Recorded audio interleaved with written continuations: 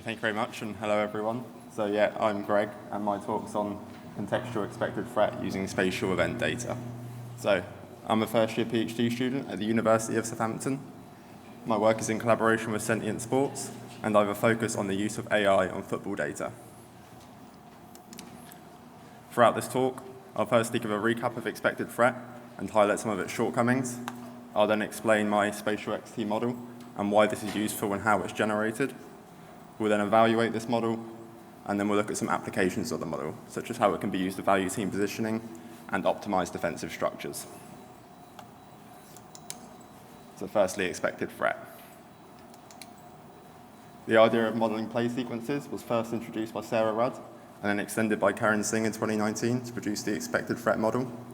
And this calculates the likelihood of a goal from a play sequence using the ball location. And it does this by splitting the pitch into a grid of zones, and the zone in which the ball currently resides in is considered the current zone.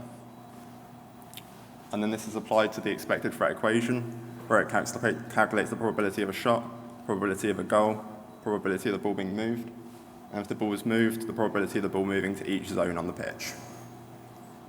And these probabilities are computed using past event data, so it will look at all previous events that took place from a current zone and consider the portion of events which led to a shot, led to a move, or led to a move to a certain location. However, there's some shortcomings to this.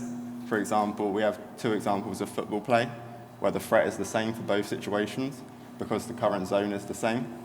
However, you can see that the play is very different, where on the left, there's a lot of defenders behind the ball, whereas on the right, it looks like the attackers have a clean run through on goal. So you'd argue that the example on the right is much more threatening than the example on the left. However, they've been valued the same.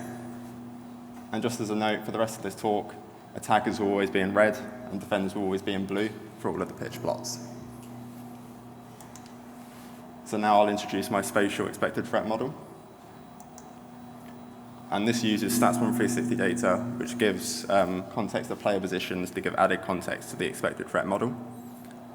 And we propose this by firstly generating a number of spatial maps, which are used to capture factors in ball carrier decision making.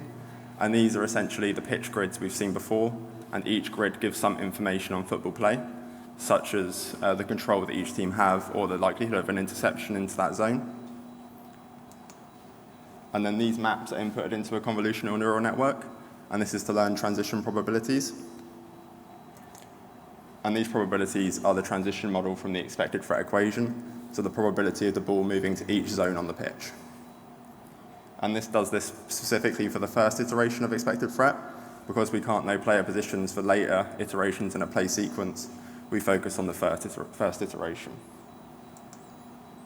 And using this, we can calculate a new spatial expected threat value to give an updated goal likelihood. So we'll now look at the spatial maps. And the first one is the teammate distribution map. And this is a Gaussian mixture model around the ball and teammates. And this is to give some context of player locations. So we have the ball distribution, which is centered around the ball. And then this gets lighter, further away from the ball. And this is to indicate that the ball carrier would be more likely to pass to areas closer on the pitch to where the ball is, rather than areas much further away. And then we have the teammate distributions, which is a distribution centered around each teammate. And these are darker with teammates closer to the ball. And this is to indicate that the ball carrier would be likely to try and pick out a teammate, especially ones closer to them. And then we combine these to form the final spatial map and discretize this over the pitch zones to get the grid, as you can see at the bottom right. We also have a pitch control map, and this is an adaptive pitch control model from William Spearman's model. And this is, again, discretized over the pitch zones. And this assumes that the initial player velocity is 0. So in the heat map, you can see the areas in red, meaning that these are dominated by the attacking team, and the areas in blue are dominated by the defending team. We also have an interception map, and this is an adapted interception model from work by Burial. And this model is the likelihood of a pass interception. So from a current location to a specific end location, what's the probability of the ball being intercepted on the way to that end location? And this auto factors in lobbed pass probabilities, so it considers the likelihood of the ball being played over the defenders. We also have a couple of expected threat maps, and this is the original grid values and transition probabilities from the original expected threat model. And this is to give some representation of path reward. So as you can see for the heat map in the bottom right, the area shaded darkest, the closest to the goal. And this is to indicate the most dangerous areas on the pitch. And this helps the model learn that if a pass is available into a more dangerous area, then the attacking team would be more likely to try and play that pass rather than into a less dangerous area. And these values are learned using training data. So now that we have these maps, we can discuss the convolutional neural network architecture. And this takes the 5 spatial maps that we've introduced and passes these as input into the model. And then this goes through a couple of convolutional layers. And this is to learn some spatial features of our data and how it relates to transition probability. And it also has a max pooling layer and a couple of dropout layers to help reduce overfitting and keep the model more generalized.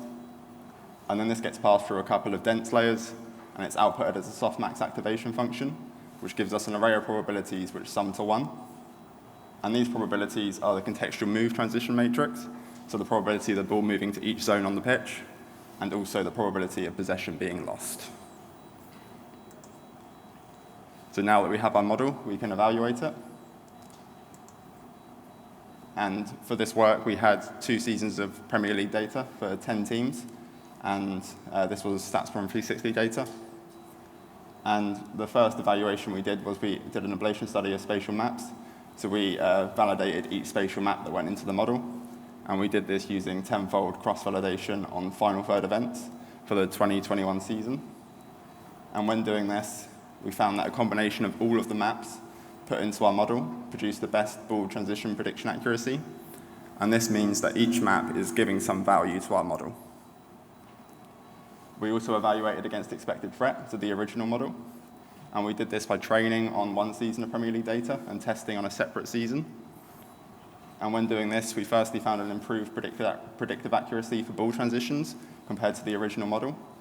So it can predict the transition probability for where the ball was going to go 19.19% better than the original model. And we've also improved the predictive accuracy for goal likelihood.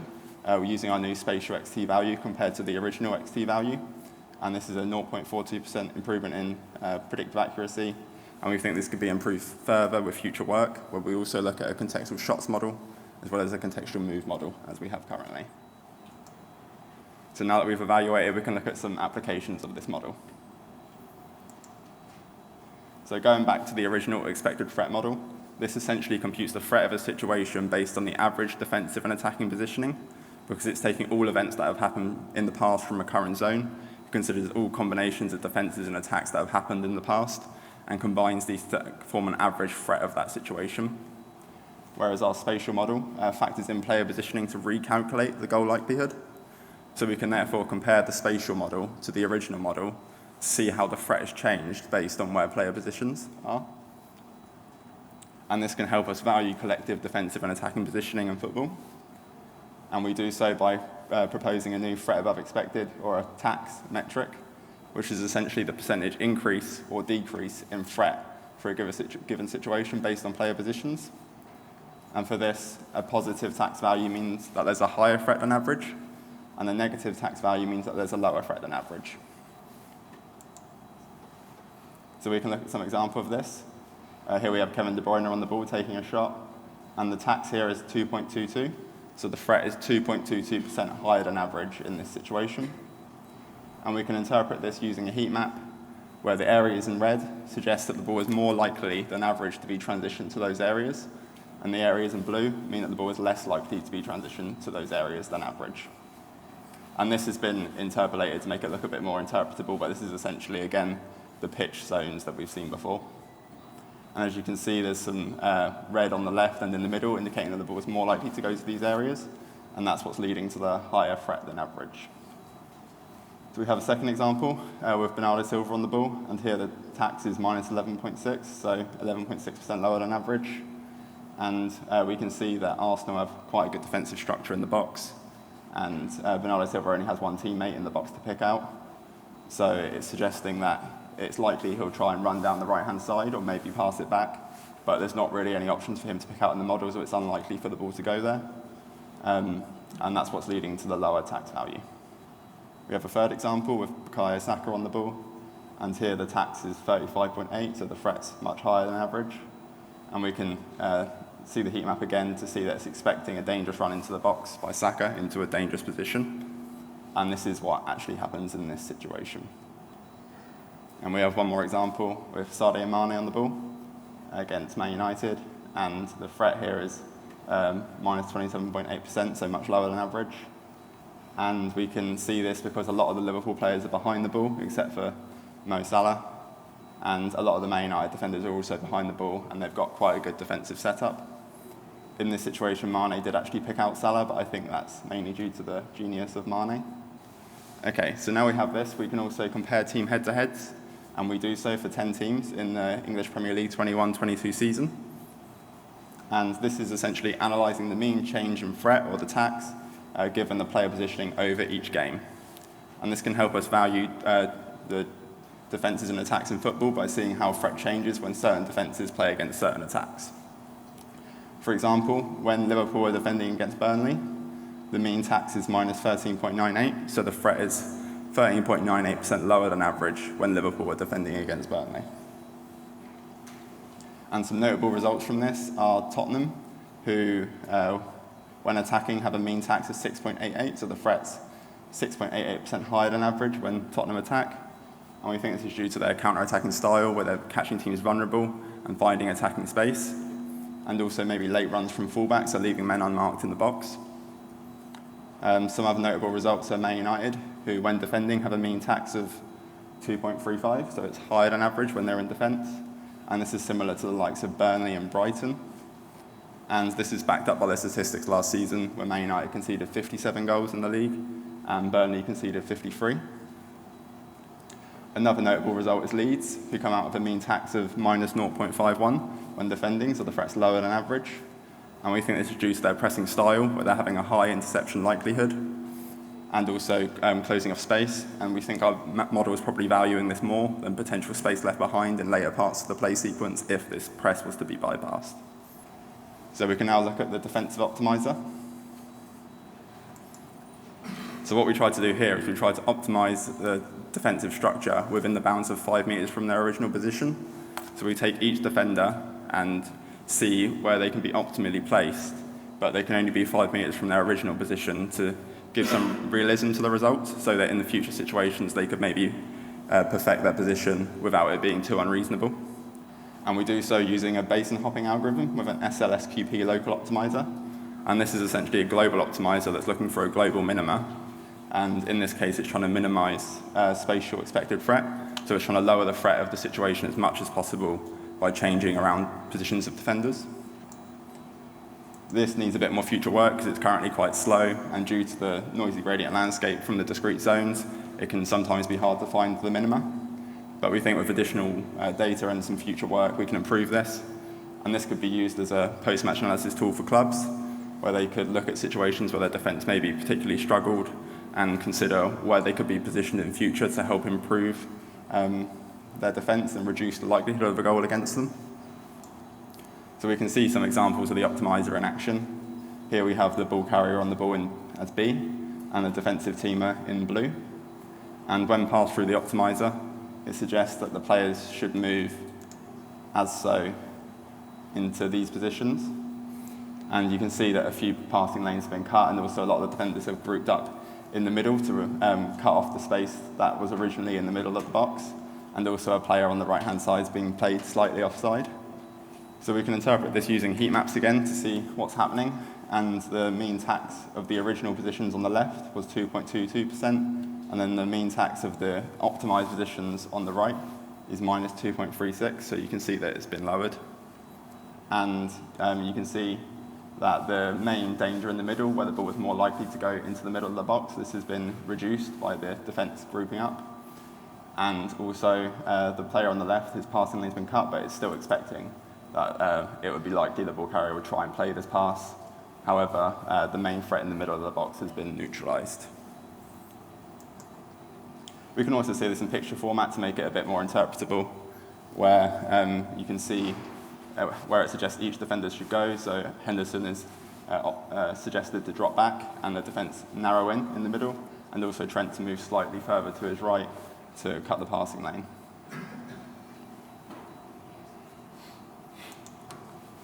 We can see a second example of the optimizer, and here we have the original positions on the left and the optimized positions on the right, and the mean tax, or the tax has gone from 8.05 to minus 8.4, so the threat has been lowered, and you can see in the original positions the main dangers was on the right-hand side, there's space in behind for the player to run through, and also in the middle of the pitch, there's also some players ready to there who could maybe take a shot from that position. And when the defensive positions are optimized, all the players shift to their left and also drop back a bit, and this covers off the space in behind for the attacking runner. And also a player has dropped in deeper to cut the passing lane into the middle of the pitch. And again, we can see this in picture format, where Southampton defenders are suggested to move to their left and also drop back a little bit, and the player closest to the camera is suggested to drop deeper to cut the passing lane into the middle of the pitch. And this is what's led to the lower tax for this situation. So, wrapping this all together, we've introduced a spatial expected threat model, which improves ball transition prediction accuracy. We've introduced a threat above expected or a tax metric to help value team defensive and attacking positioning in football. We've introduced the concept of a defensive optimizer, which could be used to optimize defensive positioning given certain attacking structures. And we think that these methods could be used as evaluation techniques and post-match analysis tools for clubs, where they can identify situations where they want to improve and use our methods to try and improve defensive positions or find particular situations where their attack or defense maybe struggled. And we also think with future work, we can improve the efficiency of our optimizer. We'd also like to increase the number of pitch zones to make the approach a bit more granular, and we could do this with more data. And we'd also like to add a contextual shots model to make a fully contextual expected threat model instead of just the contextual move model as it is currently. These are the references for this presentation. And thank you very much for listening. If you'd like to contact me, I've got those details. And I'd like to thank Katie and Francisco for their help and also my colleagues for their help throughout this work. So thank you very much.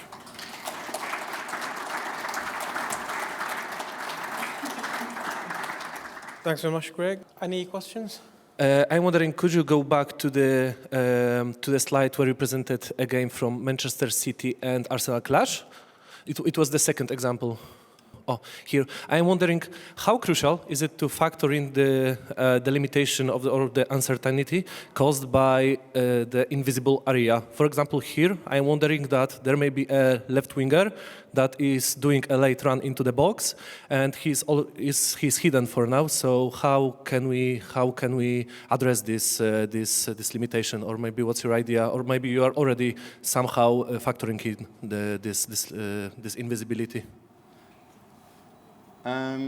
Yeah, so the visible area is a bit of an issue in terms of not knowing where players are outside of that area, and I think the model won't be able to take that into account. If it can't see the player there, it won't be able to deal with that, other than maybe because it's learning from previous results.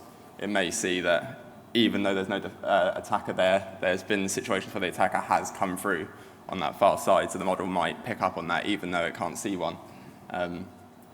But yeah, I think it can't be factored into the spatial maps because we can't see the player there. So I think the main way to get around it will be trying to work out where the rest of the players are.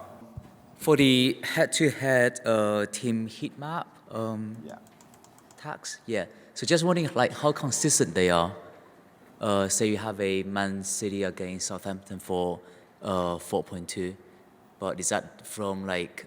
I mean, just wondering how consistent those numbers are. Would I expect a similar number in the future games in those head-to-head matches? I guess you'd find out by looking at future matches. You'd have to use more data to work out if it was, because this is based on one season, this is practically based on 2 games. So in those 2 games, that's what happened. And then I guess in future games, you could see if that was, if that remains the case in future games. But this is currently based on those 2 games that happened in that 21 to 22 season. Sorry if this is a stupid question, but I see that your model output 2 probability grade 1 is the transition probability, so like where the player will pass the ball to and what's the success rate. But how do you condense this into a single number?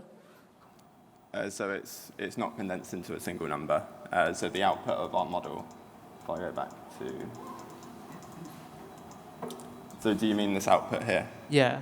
Yeah, so this is, the final output of our model will be an array of the number of zones and also one more, which is the probability of possession loss. So the model will output a whole array rather than just one singular But number. afterwards, you can see there's like a difference, like the text. So that is like a single number, right? The tax. Yeah, so the tax value here. So the tax value is based on the final expected threat of the situation, so the threat of the situation given from the expected threat model. And if I go all the way back, so yeah, so the transition matrix is the big T here, which is the array of 192, or how many zones you have, probabilities of the ball moving to each zone. And then you put that into this equation, and then the final equation is a single value, which is the likelihood of a goal. And that's how you get the single value at the end.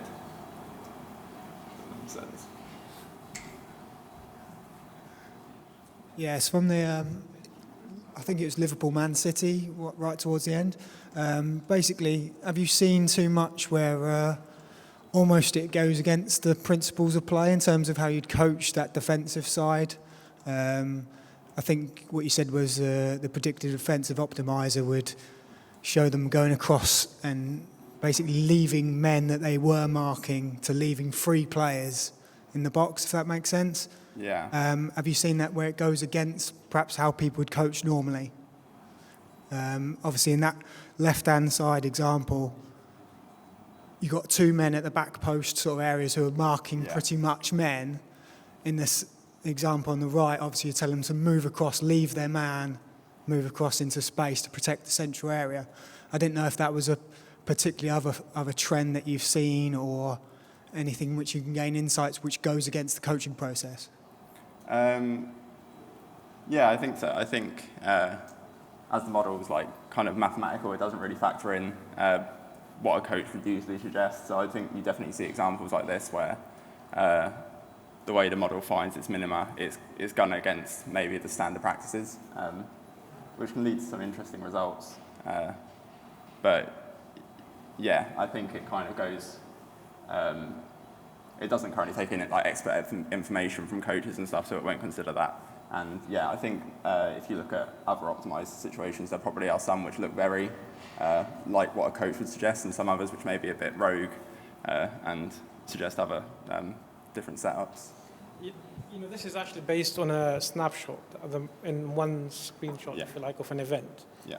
How do you think you could, or if there's a value for actually extending this over a number of shots, like for example, like a temporal information into kind of evolving into that situation. So not only taking that particular frame or timestamp, but taking maybe the last maybe 10 seconds, 20 seconds.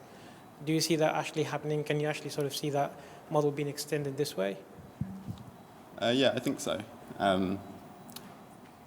What, in terms of looking at previous events in the last 10 seconds, or maybe tracking data which shows? Yeah, so like, you know, you're looking at the snapshot of that particular moment in time. Yeah.